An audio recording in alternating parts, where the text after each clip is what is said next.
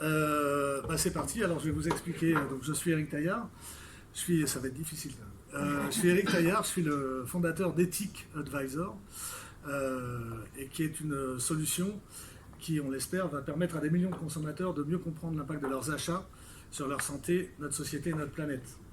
Donc je vais essayer d'être le plus concret possible. Donc par exemple en France, vous avez, on va voir la marque là, c'est gênant, mais vous avez un peu plus de 500 dentifrices disponibles sur nos étagères en France. Et là, je vous ai pris deux exemples de dentifrice. Donc celui-ci contient 6 additifs, dont un qui s'appelle le E171, qui est un blanchisseur, chimique, qui va d'ailleurs être interdit à la vente en janvier 2020 pour les produits alimentaires, mais qui est toujours autorisé dans les dentifrices. Comme vous pouvez le constater, il est produit à partir de plastique, dont probablement un certain nombre de microparticules vont se retrouver dans les océans pendant les 500 prochaines années. Il est fabriqué par une multinationale, il a fait plus de 7000 km pour venir, et cette multinationale probablement paye peu ou pas d'impôts en France. Et pour finir, ce produit coûte 4,20 €. Celui-ci, ce dentifrice, il est 100% produit naturel, il est bio et vegan, il est fabriqué par une TPE à Nantes, qui paye 100% de ses impôts en France. Et comme vous pouvez le constater, il est dans un emballage en métal parce qu'il est rechargeable. Il vaut 4,20 €. A priori, vous seriez plutôt enclin à acheter celui-là. Encore fallait-il avoir toutes les informations que je viens de vous donner. Et c'est exactement l'objectif d'Ethic Advisor, c'est de vous permettre de mieux comprendre l'impact de chacun des produits de votre quotidien sur votre santé, votre société et votre planète.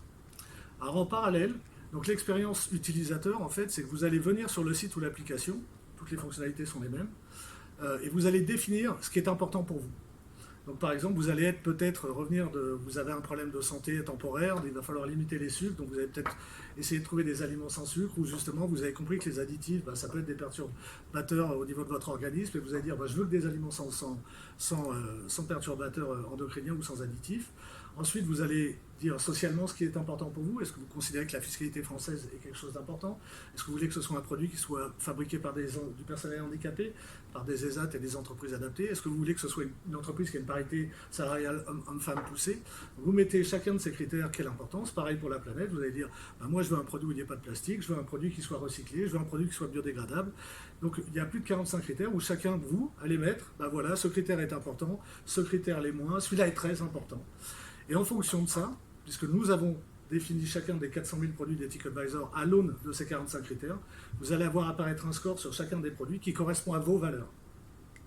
Donc chaque critère, donc ma note et votre note ne sera pas la même, parce que probablement on n'a pas les mêmes priorités. Un exemple concret, par exemple, c'est le commerce équitable. Ça peut être très important pour quelqu'un qui est d'origine ou de filiation du Mali ou du Paraguay ou je n'en sais rien, et il veut effectivement promouvoir ce qu'était sa culture d'origine par le commerce équitable et aider localement des gens. Et puis si on a un feeling très très écologiste, peut-être c'est un critère où on va se dire ouais, mais enfin rapatrier des produits de 7000 km, c'est peut-être pas l'idéal. Donc chacun vient encore une fois à l'aune de ses valeurs personnelles. Donc une fois que vous avez défini ça, vous scannez un produit, vous cherchez un produit sur le site web, et on va vous donner, voilà, vous allez taper café, le café lambda, vous allez le scanner, et puis là on va vous dire, ce café, il a un score de 28 sur 100 par rapport aux valeurs que vous avez définies. Et on va vous proposer un certain nombre de cafés qui sont beaucoup plus proches des valeurs que vous avez définies en amont sur l'application et sur le site. Donc voilà un peu le parcours utilisateur. Que vous dire d'autre?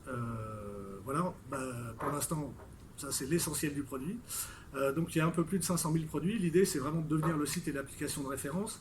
Donc il y a l'alimentaire, il y a le cosmétique, il y a la mode, il y a le mobilier, il y a aussi le service, donc tout ce qui est bancaire, électricité, etc. Et voilà, donc que vous dire d'autre? Je ne sais pas. Ça fait 1 an et demi qu'on a créé la société. On est 2 associés, un salarié, un contrat d'apprentissage et l'armée de stagiaires qui va bien dans toute start-up digne de ce nom. Donc voilà, on essaye à 6-7 de faire avancer ça. Comment ça avance? On est à peu près à 40% de croissance par mois en termes de visites, de nombre de scans, sans dépenser 1 € en marketing, donc uniquement en viralité, en interview, etc. Puisqu'on veut vraiment être sûr de la valeur. Ça s'achète les clients, mais on n'a pas envie de les acheter pour l'instant, on a envie d'être sûr que la valeur que je viens de vous décrire, elle résonne sur le marché.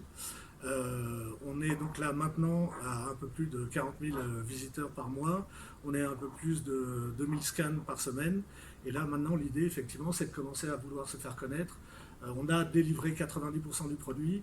La dernière fonctionnalité qu'on vient de sortir cette semaine, qui est intéressante mais un peu plus complexe, pour chaque produit que vous allez acheter via Ethic Advisor sur un site, que vous avez identifié grâce à Ethic Advisor, on va être rémunéré de 10% par le fournisseur du site et on va rétribuer 2% à nos visiteurs. Mais ces 2% ne peuvent être achetés que dans des sociétés à impact. Et l'idée, c'est de créer une monnaie virtuelle où vous gagnez de l'argent en achetant à une société à impact et cet argent, vous ne pouvez la redépenser que dans une société à impact. Donc l'idée, c'est de créer une triangulaire win-win où nous, on vous aide à identifier une entreprise, vous achetez à cette entreprise, ce qui nous permet de nous à vivre et vous êtes rémunéré pour ça pour pouvoir encore aller dépenser dans une autre entreprise.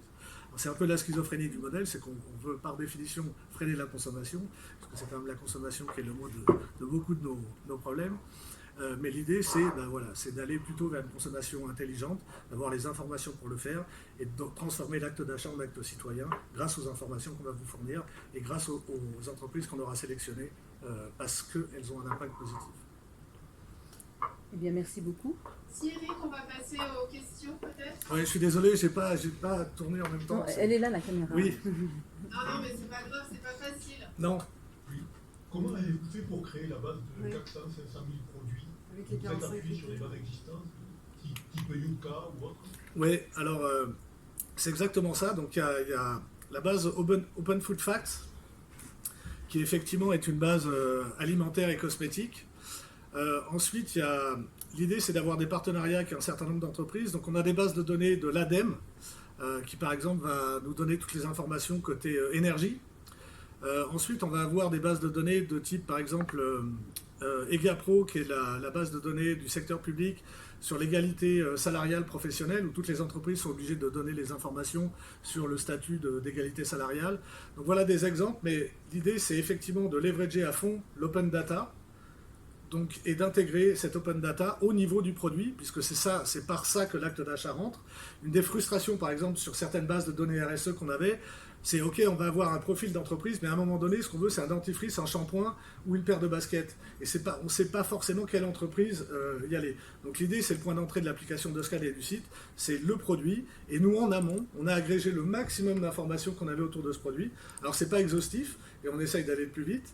Et puis de l'autre côté, ce qui n'a pas été très clair, on a ce modèle de qualification où effectivement des entreprises peuvent être qualifiées par Ethic Advisor, donc on va les screener et on s'est associé à une entreprise canadienne qui fait ça très bien et au niveau mondial, ils ont un logiciel qui va permettre aux entreprises d'écrire tous leurs investissements RSE et nous on va décliner tout ce qui est, donc eux valident tout ça, c'est du machine learning, de l'intelligence artificielle, ils donnent un score, par exemple ils ont fait Unilever récemment qui est sorti avec un score pitoyable de 284 et donc ce score, nous effectivement on va le traduire au niveau du produit.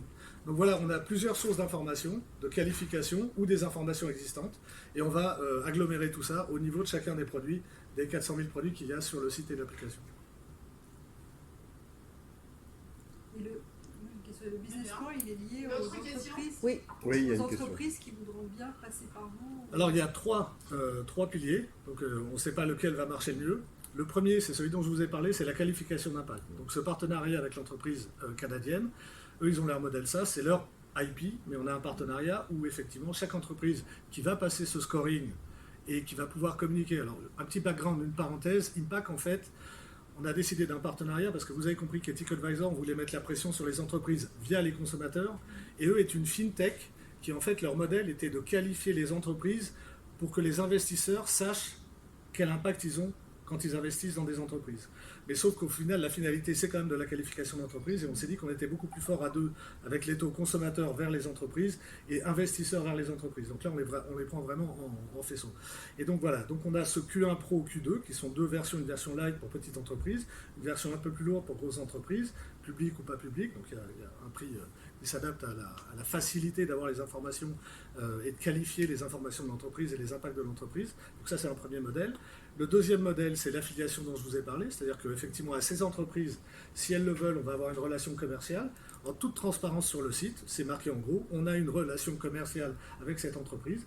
Mais si vous l'avez découvert grâce à Ethic Advisor, que vous achetez un produit chez cette entreprise va nous reverser 10% de l'achat que vous avez fait, dont nous allons vous reverser 2%. Voilà. Donc tout ça en transparence. Et le troisième modèle, c'est déclinaison du premier, c'est comme on a l'objectif d'avoir 200, 300, 400 000, 500 000 visiteurs, il y a des espaces sur le site et l'application où à un moment donné, pendant une semaine, un mois, on va mettre une de nos entreprises sélectionnées en avant, on va expliquer pourquoi on l'a sélectionnée, etc. Et on va effectivement faire payer l'entreprise pour ça. Et encore une fois, c'est toute l'ambiguïté de notre modèle un peu ESS, on veut vraiment avoir un impact, on met tout ça en transparence absolue sur le site avec nos visiteurs. Mais c'est un peu le problème. Bon, voilà, c'est soit on est une association, soit on est avec la pérennité. Et nous, on voulait être une SAS. Et voilà. Alors, sans rentrer dans les détails, on est aussi en discussion avec une association qui pourrait prendre ce relais indépendamment de nous. Mais peu importe. Si ça devenait un problème, on ferait ça. Mais pour l'instant, on a fait beaucoup de focus group avec nos utilisateurs. Et la question de la transparence et de la crédibilité de notre sélection a été posée maintes et maintes fois parce que je suis paranoïaque depuis le début sur le sujet. Pour l'instant, ce n'est pas un problème à 82%. Donc, bon, voilà, je considère que ce n'est pas encore un problème. Et qu'on va vous remercier en tout cas d'être venu témoigner. Le temps est déjà écoulé. Donc merci beaucoup. Merci à vous. Je sais que ça a été une longue journée pour vous, donc j'espère que je ne vous ai pas assommé au final. Passer dans les derniers, ouais, c'est vrai. Voilà. Merci. Merci.